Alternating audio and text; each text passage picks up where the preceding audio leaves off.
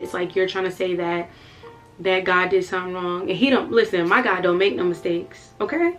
My God don't make not one mistake. He didn't do nothing wrong. He created me. He drafted me up in a beautiful way, okay? In a beautiful way. So I'm not gonna let anyone make me feel otherwise, and I want other people to walk in this confidence and walk in this to know that you are beautiful regardless of how your skin complexion is. The people who consistently say that colorism doesn't exist, this is not an issue, why do we have the skin bleaching industry? And I'm just gonna leave it at that. I am just going to leave it at Christ's love isn't like everybody else's love. It's not like the world's love. The world's love loves you when you do things right or when you do things with them. But as soon as you make a mistake, they take that love away. But what I've experienced with the love of Christ is that it loves first. It loves through wrongdoing. It loves when you shouldn't be loved anymore. It's unconditional. And that's the love that I believe is going to change the world and has changed me. Hey, what's up, y'all? It's Micaiah. I'm back and I'm black and I'm back and I'm black and I'm back and I'm black and I'm back and I'm black.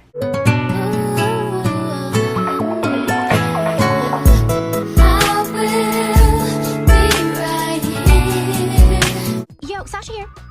Excuse me? Supermodels do not fly business class. Now, I'm not gonna demand a private jet, but I think Jag could at least spring for first class. And I'm bringing you all another commentary video. We will be discussing a billion-dollar industry, the skin bleaching industry. Before we get started, please make sure you like, comment, and subscribe to see more of me. And if you're new, hey, and if you're a returner, I really, truly appreciate the love. So without further ado, we're gonna get right into the video. The skin bleaching industry is something that has become a phenomenon time and time as years have progressed. And when I was doing my research into this industry, I never realized that this is truly a billion-dollar industry that makes so much money, and it's going to be making even more money as years progress. So that's why when people say like, oh, colorism doesn't exist and all this, then why is the skin bleaching industry so popular? Why is there even a skin bleaching industry if colorism doesn't have anything to do with it? Exactly. So this is a prominent issue that occurs time and time again. It needs to be addressed, so we're going to address it in this video. And for anyone that is even thinking about skin bleaching, I just urge you to truly do your research, because there's a lot of harmful effects when it comes to this.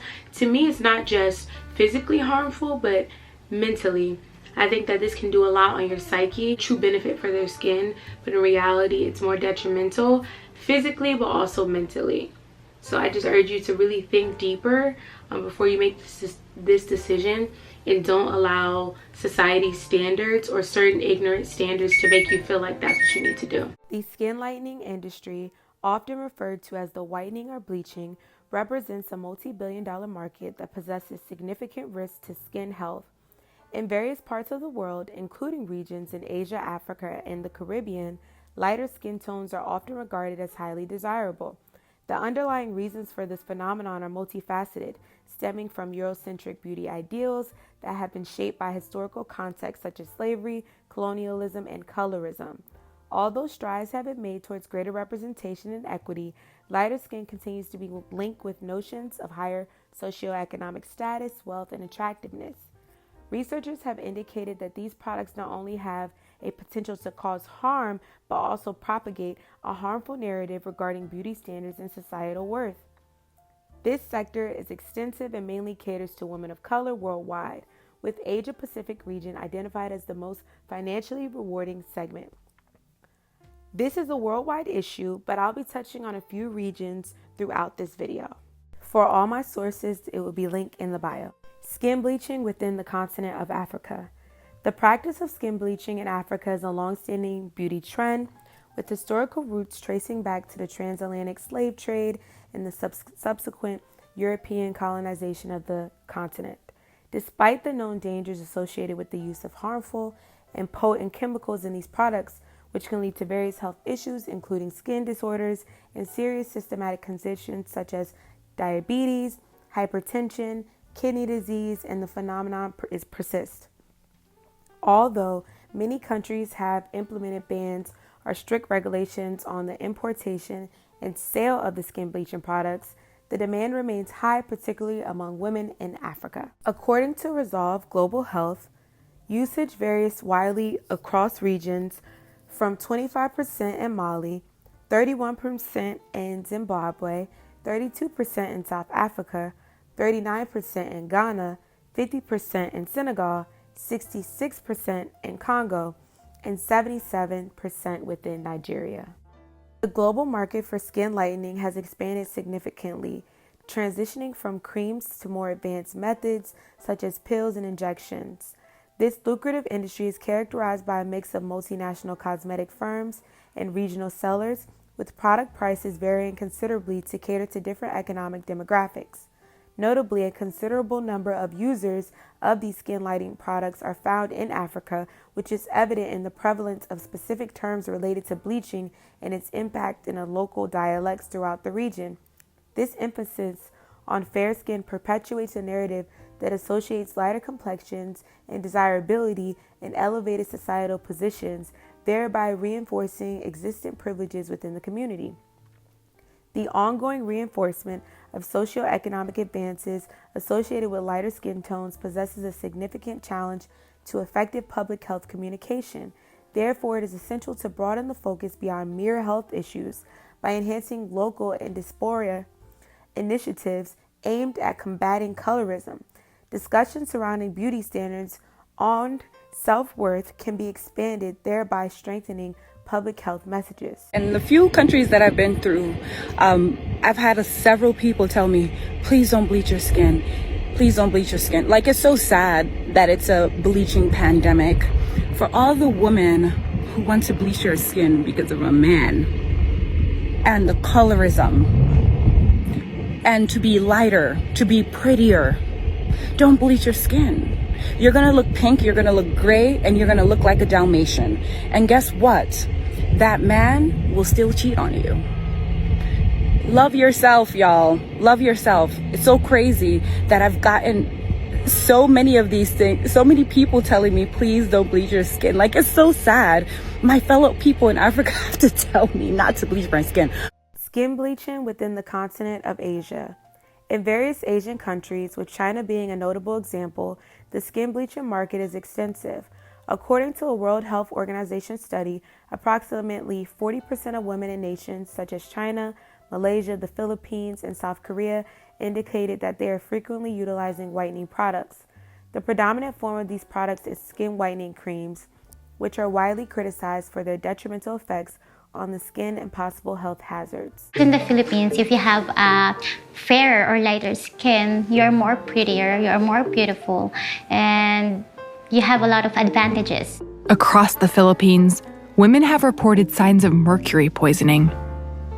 The culprit? Cheap whitening creams that often sell for a little over $1. I wanted to know what these products were and why people would risk using them for paler skin. It's a serious concern. This kind of cheap skin whitening creams, you can buy it everywhere. There's one man fighting this issue on the front lines. Tony Daizan, an activist at Eco Waste Coalition. So the hidden camera has been positioned in her bag and it's pointing directly outwards, and she's gonna wear her bag on the front. White. Anong bestseller yung mga papaputi? Sa mukha lang. Safe to ate Yun yung ko All right, so they just did the undercover buy, and let's look at some of the products that you got. Armed with these creams, the next step is to take them back to test just how dangerous they are. But why do people take these risks at all? They're not looking to be white like a white person. They're just looking to be like lighter skinned, because historically that's what they perceive as not only beautiful, but as also powerful. Back at the Eco Waste headquarters, I'm about to find out just how much risk there is. And what are the legal limits of mercury in these products? Yeah, for our country, it has a limit of 1 part per million. 1 part Only per million? one, yes. Okay. All right. Wow. So this is over 4 times the legal limit. More than. It's 42,000. This is in percent. So if you will gonna convert it times 100 or times 1,000, then this is 42,000. Way beyond. Tony and I tested every cream they bought. way beyond the limit. Jar after jar contained mercury at illegal and alarming levels. With results from our testing in hand, Tony's come to Quezon City Hall to demand the government remove these products from the streets. The reality is, people in the Philippines and across the globe will continue to use skin whitening products. And until the culture that privileges lighter skin changes, it's people like Tony who look out for consumers to make sure products are safe. Specifically highlighting China, it is particularly alarming that when confronted about the elevated mercury levels in cream, a supplier from China casually remarked, "What's wrong with the little mercury in the cream? As long as it can make ladies beautiful."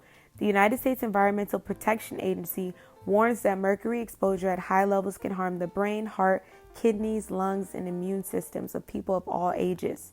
The pursuit of fair skin has compelled countless Chinese women to jeopardize their health in order to conform to societal beauty standards. The societal pressure for Chinese women to achieve fair skin is both unwarranted and excessive. A skin whitening product that has gained significant popularity among Chinese celebrities is the blank, I'm sorry, I do not want to butcher how to pronounce this, which is a pill designed to lighten the skin. Skin bleaching in India. In India, women possessing darker skin tones, frequently linked to lower caste backgrounds and outdoor labor, face significant discrimination. This bias is evident in advertisement and matchmaking platforms, where the preference for fair skin is prominently highlighted, reflecting societal norms that favor lighter complexions. In India, women possessing darker skin tones, frequently linked to lower caste backgrounds and outdoor labor, face significant discrimination. This bias is reflected in advertisement, matchmaking platforms, where fair skin is predominantly highlighted as a desirable quality sought out by men and potential wives, particularly in a society where over 90% of marriages are arranged. Now, just some interesting points to mention. I don't want to put this on all celebrities, but I'm only going to touch on the celebrity that I heard that did speak out about this, which is Sammy Sosa. He's a Dominican Republic native and a former Major League Baseball player who openly admits and embraces skin bleaching and other modifications to hair texture and eye color. A few years following his retirement in 2009, some observers noted a change in his complexion, which appeared notably lighter. However, it was not until several years later, during the 10-year anniversary of his retirement, that he made a public appearance looking distinctly bleached. Sosa acknowledged that he had been using bleaching creams, applying them nightly to achieve a softer skin texture, which inadvertently resulted in a lighter complexion. So I'm Dominican, and growing up, my mom was one of those Dominicans that was like, me no black, papi, me no black. She bleached her skin, relaxed her hair, only wear sewing. You can say, but God forbid you wear a do-rag outside. Like, my black family hated being black. You know what that meant? I could not wear my curly hair out. I couldn't do braids like everybody else. I couldn't wear my curls like everybody else. It had to be straightened and relaxed. And my mom was a celebrity hairstylist, so she had no problem being that chair. She had no problem giving me chemical burn and giving me excessive heat damage. She didn't let me go natural up until I was 13. And she also tried to bleach my skin. She advocated enough for me to get a nose job. She said that she wanted to save enough for me to get a nose job so I can look less black. Now here I am today, embracing my blackness. Now, it wouldn't be right, of course, if we did not touch on North America. And as we know, there are a lot of deep-rooted issues here. But in North America, light skin is often idealized. However, this phenomenon, contentious as skin bleaching, is viewed as an aspiration towards whiteness. I sell skin bleaching cream. Pretty controversial, I know. But I do have negative comments. People saying you hate yourself, you wish you were white. But I don't really listen to it. I really don't care. I guess how society sees dark women, like we're basically the losing team. Like, who wants to be on the losing team? Some people just personally feel like they look better lighter, just like some people feel like they look better with makeup on. Consequently, bleaching creams in the United States are promoted not for the purpose of lightening skin, but rather for the removal of blemishes and age spots. In the aftermath of the civil rights movement, dark-complected immigrants from developing countries flocked to the U.S. carrying with them an ideal of light-skin beauty, and they bleached their skin to attain this. I'm addicted to bleaching my skin. The skin bleaching started when I was in the 10th grade. I went to a more predominantly white school, So being dark wasn't really popular. The darker you wore, the more mistreated you got.